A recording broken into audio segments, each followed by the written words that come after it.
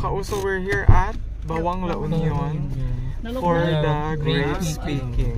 Pagkatapos pasyalan at mamangha sa ganda ng 100 Islands sa Alaminos City, Pangasinan at magbigay pugay sa Our Lady of the Rosary of Manaoag, diretso tayo sa Bawang La Union para pasyalan ang kanilang mga ipinagmamalaking grapes farm at mamitas na rin. Sapo. Pagkatapos ng mahigit kumulang 1 oras na biyahe, narating na nga namin ang isa sa mga pinakasikat na grapes farm dito sa Bawang La Union. So we're here at Bawang La Union for the grapes picking. Isa lamang ito sa mga napakaraming grapes farm dito sa Bawang La Union. So mag-e-enjoy tayo sa pagpipik ng mga Anti mga lakat basket. grapes. First time here in Bawang. At dahil first time na makakita ng grapes farm, namangha ako sa itsura nito. At dahil nga first time, syempre, may picture taking.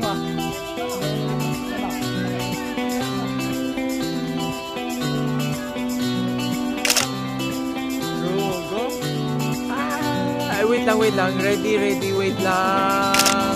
Go. Ready? Yan.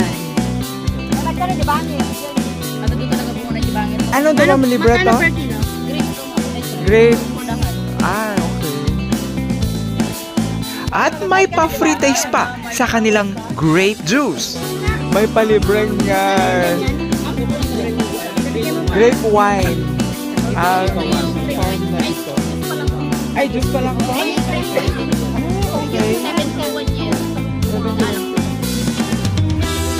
May libreng wine.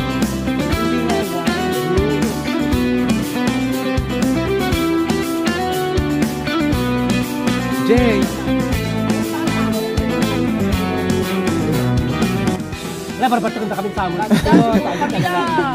At dahil masarap ang juice, nag-second take pa ang mga bisita.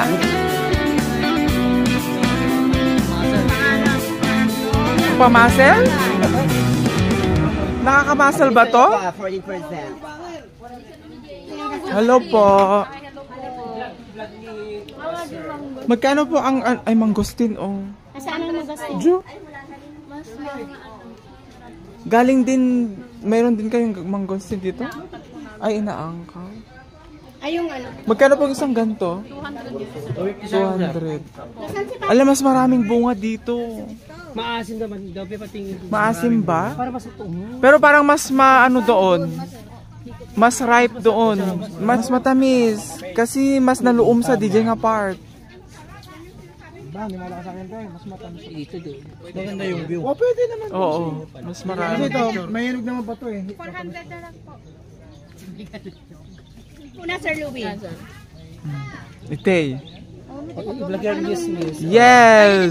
And so let's try to pick grapes Mas burap. from the Yard. small From the yard.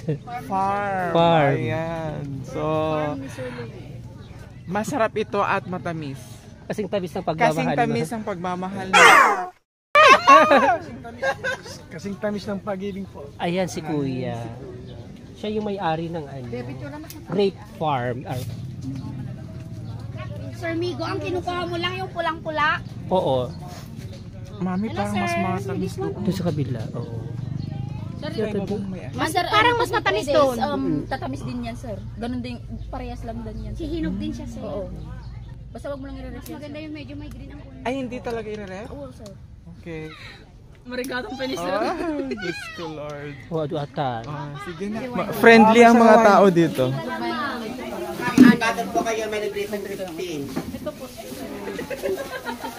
Bakla, niloloko muna ako. Iba-vlog na kita. Anong pangalan niya? Mara Mabanta. Mara Mabanta.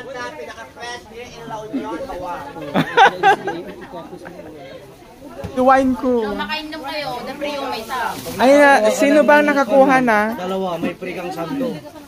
Sandobag na naman.